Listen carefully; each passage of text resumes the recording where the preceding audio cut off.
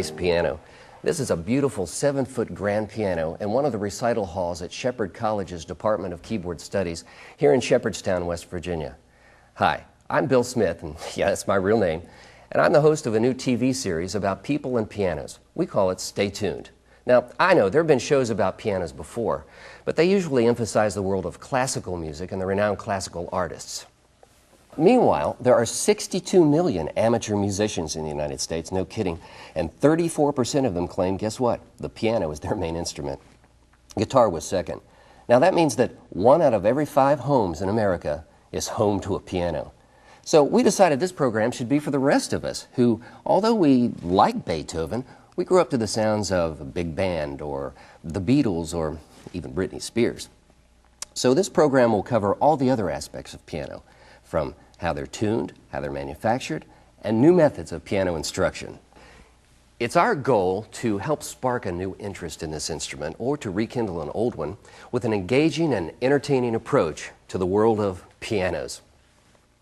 Studs Terkel, in one of his many tomes about working Americans, observed that piano tuners were some of the happiest and most well-adjusted people that he had interviewed. Well, I should know. I've been a piano tuner for nearly 30 years, except nowadays we call ourselves technicians. A little classier, huh?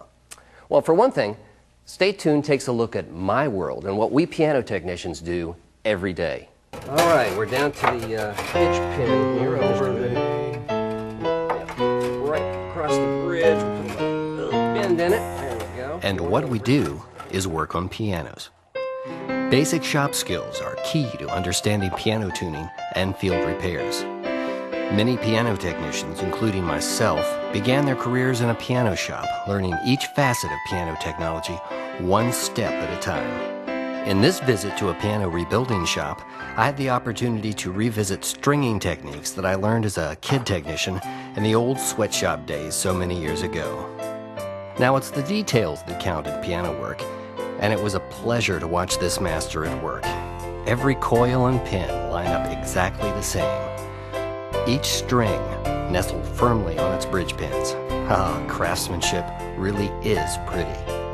A procedure like this takes me all day to finish, but I've talked to stringers that work in factories that can string an entire instrument in just a few hours. In piano work, as with anything else, practice not only makes perfect, but makes for speed too. I'm visiting with Jim Taylor today, registered piano technician in Hagerstown, Maryland, where we're just finishing up stringing this lovely Yamaha grand piano. How are we doing on it, Jim? Almost finished? Yeah, we're just about finished the tenor section, treble section, and heading into the bass. We just have a couple more strings. Great. You know, a lot of people don't realize, Jim, how many strings a piano really has. Even though there are only 88 notes, we have, in this particular scale, over 220 strings. Some strings have 3 notes, 3 strings per note, and in the bass section commonly we'll have 2 strings per note and then bump up to just 1 on the very low notes. Well, thanks a lot for your help today, Jim. And by the way, when you're all finished with this beauty, you mind if I come back and play it? I don't think so. Jim and I had to learn the trade the old-fashioned way by working with other technicians for a few years. But nowadays, you can actually go to a piano technical school and get a 2-year or 4-year degree in piano technology. In another episode, we'll visit a school where students are doing just that. And speaking of learning, 21st century technology is taking a lot of the pain out of learning basic piano concepts. Math as a discipline is pretty predictable. Why? Because we humans invented it. We decided we'd work with 10 digits because, well, we have 10 digits. And music, like math, is not that different. But guess what else we can do with our 10 digits? Welcome to my laboratory. E, F, and stop. Hi, Scott. Hey, Bill, how you doing? I'm doing fine. You look like you're having a lot of fun here. What are we doing today? We are having lots of fun. We're learning our major 5-finger positions, the old whole step, half step, hold. Ah, the attack of the tetrachords. That's I know it right. well. Well, what is this device over here? And Well, how do you use that? This is a piano lab that's networked, so I can instruct the whole class, or if I'm feeling really mean, I can just pick one person to give a pop quiz to. This has got to be a great way to learn theory. Oh, it's a wonderful way. Well, would you mind if I sit in and maybe take a lesson today? I don't think so.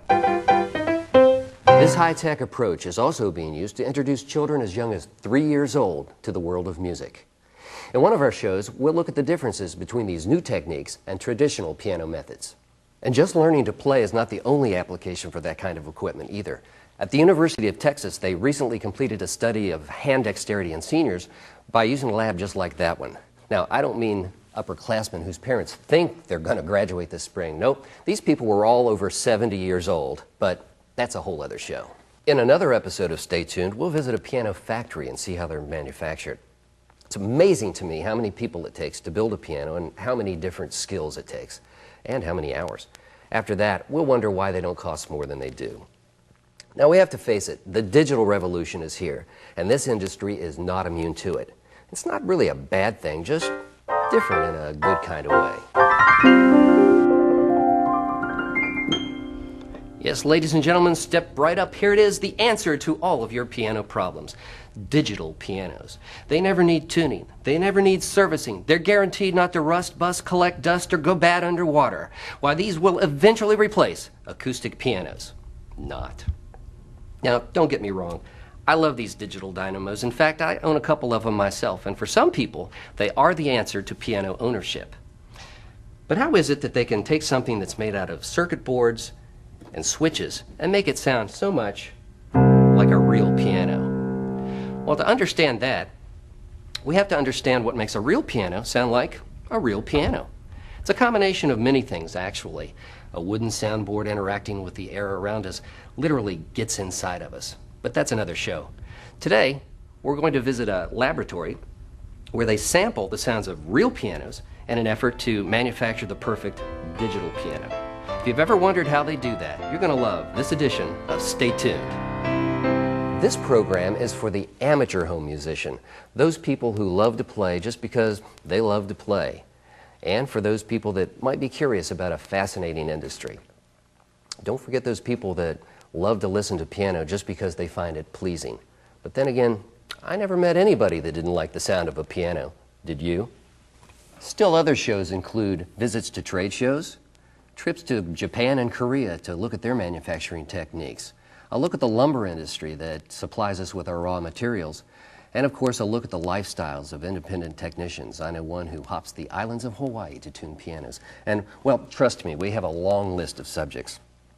Every show is designed to be interesting, entertaining, and most of all, educational, without being too technical, of course. And with 62 million amateur musicians in the United States, and remember 34% of them claim piano as their instrument, we have an instant audience for this show. Well, till we meet again, this is Bill Smith inviting you to stay tuned. And this is what I've been waiting for. Time's up, gotta go. Oh, very funny.